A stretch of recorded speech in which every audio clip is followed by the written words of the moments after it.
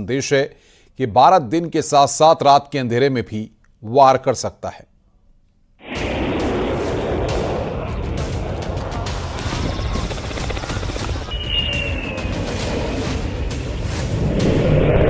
पाकिस्तान से जारी तनातनी के बीच भारतीय वायुसेना ने उत्तर प्रदेश के शाहजहांपुर में गंगा एक्सप्रेसवे पर फाइटर जेट और हेलीकॉप्टरों की लैंडिंग का अभ्यास किया। ये भारतीय वायुसेना ने पहली बार किया। इससे पहले ये प्रैक्टिस बस दिन के उजाले में की गई थी।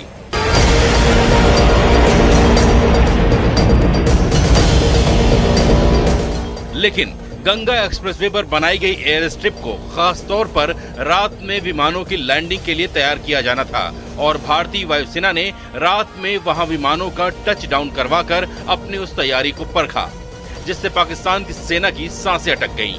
रात के अंधेरे में बादलों को चीरते हुए सुखोई और मिराज जैसे लड़ाकू विमान गंगा एक्सप्रेसवे की तरफ उतरते नजर आए। देख सकते हैं कि इस वक्त देश के सबसे बड़े रनवे गंगा एक्सप्रेसवे की जो एयर स्ट्रिप है उस पर इस वक्त भारतीय वायुसेना के जो जहाज हैं वो नाइट लैंडिंग करते हुए नजर आ। देख सकते हैं कि ये मतलब ठीक वैसा ही नजारा जैसा दिन में था। दिन में भी इसी गंगा एक्सप्रेसवे पर बनी एयर स्ट्रिप पर एक के बाद एक लड़ाकू विमानों ने टच डाउन किया था।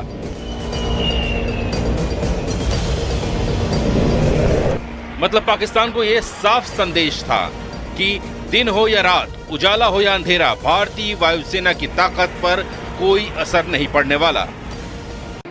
शाहजहांपुर से गुजरने वाले गंगा एक्सप्रेसवे पर करीब 3.5 किलोमीटर की एयर स्ट्रिप तैयार की गई है। मतलब एक्सप्रेसवे पर एक ऐसी पट्टी बनाई गई है जिस पर लड़ाकू विमान समेत बड़े हवाई जहाज उड़ान भी भर सकेंगे और लैंड भी कर सकेंगे। इसी की प्रैक्टिस की गई। देख सकते हैं कि इस वक्त गंगा एक्सप्रेसवे के ऊपर से Su-30 MKI जो कि भारतीय वायुसेना का सबसे खास करता हुआ नजर आ रहा है। आप देख सकते हैं कि ये जहाज जो है वो 3000 किलोमीटर तक अपने लक्ष्य को भेज सकता है, अपने टारगेट को।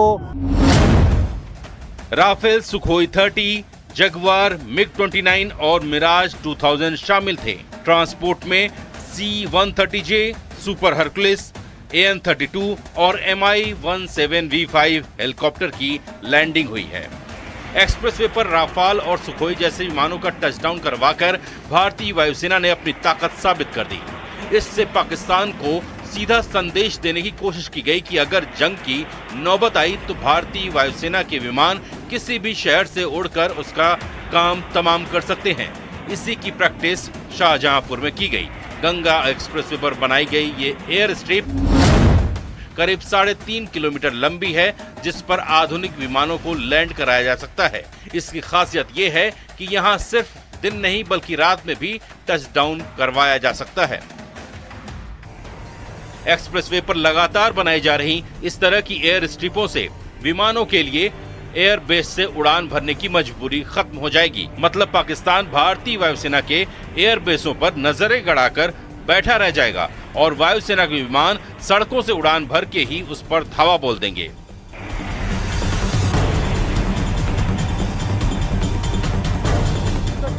इस वक्त गंगा एक्सप्रेसवे पर Su-30 MKI जो कि भारतीय वायुसेना का बेहद खास युद्धक विमान है वो इस वक्त उड़ान भरते हुए नजर आ रहा है। आप देख सकते हैं कि इस वक्त गंगा एक्सप्रेसवे पर जो एयर स्ट्रिप बनाई गई है उस पर भारतीय वायुसेना के फाइटर प्लेन जो है उड़ान भरते हुए नजर आ रहा है। सबसे पहले AN-32 और उसके बाद आपने देखा कि 130J सुपर हरकुलिस के बाद अब ये सुखोई जहाज ऊपर से आपको उड़ता हुआ नजर आया है। ये जो जहाज है ये बेसिकली रूस का है, ट्विन सीटर वाला है, मल्टी रोल फाइटर जेट है।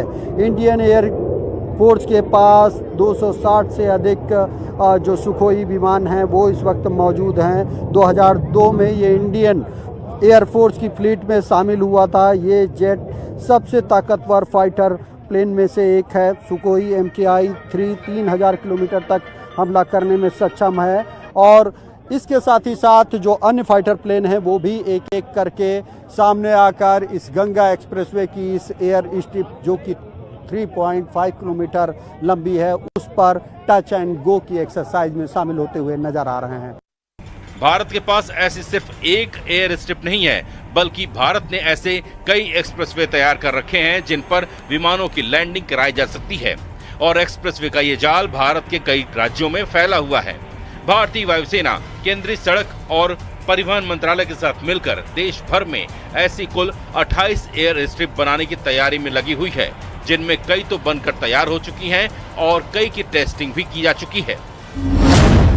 इनमें अकेले उत्तर प्रदेश में ही 4 एक्सप्रेसवे पर एयर स्ट्रिप बनाई जा चुकी हैं। वहीं चीन के खतरे को देखते हुए असम में भी 5 एयर स्ट्रिप बनाई जा रही हैं। यूपी के अलावा राजस्थान और ओडिशा में भी एक एयर स्ट्रिप की टेस्टिंग की जा चुकी है। एयर स्ट्रिप का महत्व इमरजेंसी या युद्ध काल के दौरान भारतीय वायुसेना के लिए वैकल्पिक रनवे स्थापित करके भारत की रक्षा तत्परता को मजबूत करना है।